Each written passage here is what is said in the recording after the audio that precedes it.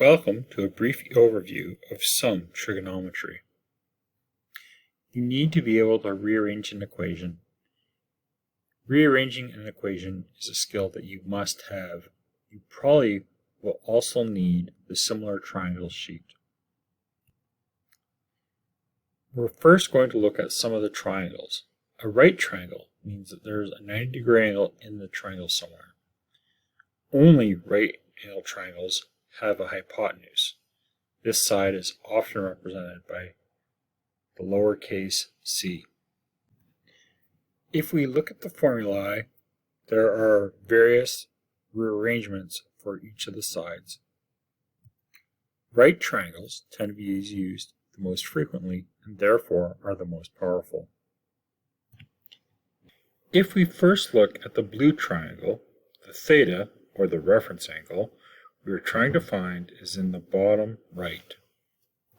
By placing the reference angle, this is how we decide where the opposite and adjacent sides are located.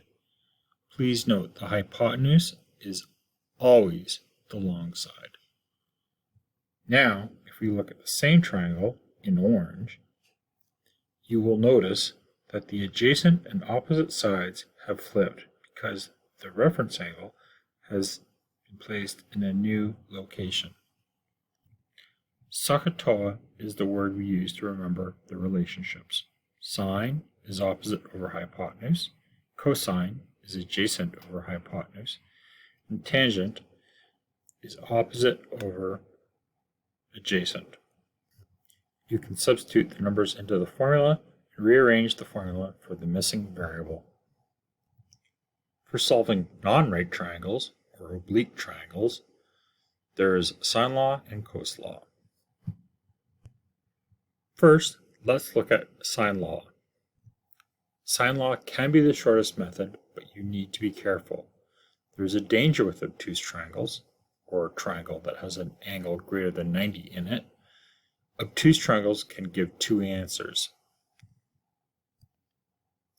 Similar to before, plug the values that you have into the equation.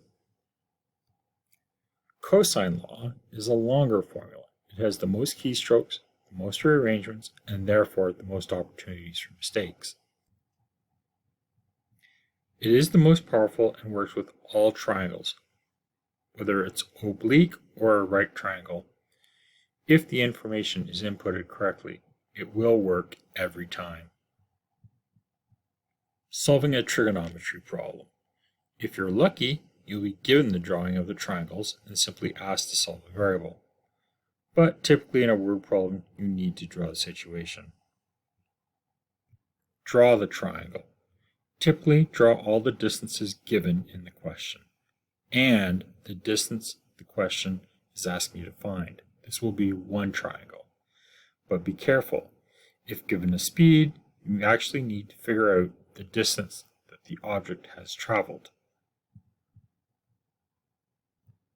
Once you've drawn the triangle, you need to decide if it's a right triangle. If it is a right triangle, you can use SOHCAHTOA. Otherwise, you're going to use Sine Law or Cosine Law. Now, put the letters in the corners of your triangle. This dictates the sides and which formula you're going to use. If you decide to use SOHCAHTOA, or have to use SOHCAHTOA, decide the opposite and the adjacent sides. For example, 20 travels east at 300 kilometers per hour for 2 hours. Changing that to a distance, 300 times 2 is 600 kilometers. Tony turns 30 degrees north. He now travels 400 kilometers an hour for 1 hour. So 400 times 1 is 400. My triangle isn't to scale.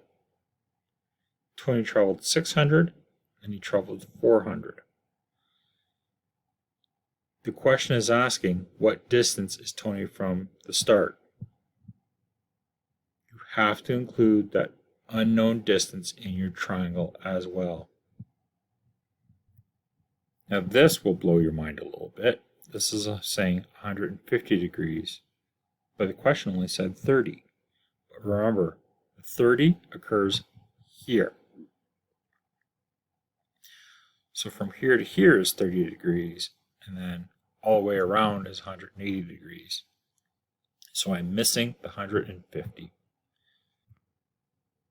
This triangle does not have a right angle, so it cannot be a SOHCAHTOA question. It's an oblique triangle. It's an obtuse oblique. So more likely I'm going to use cosine law. Choose my formulae. I have my variables. A is equal to 600, B is equal to 400, uppercase C is equal to 150.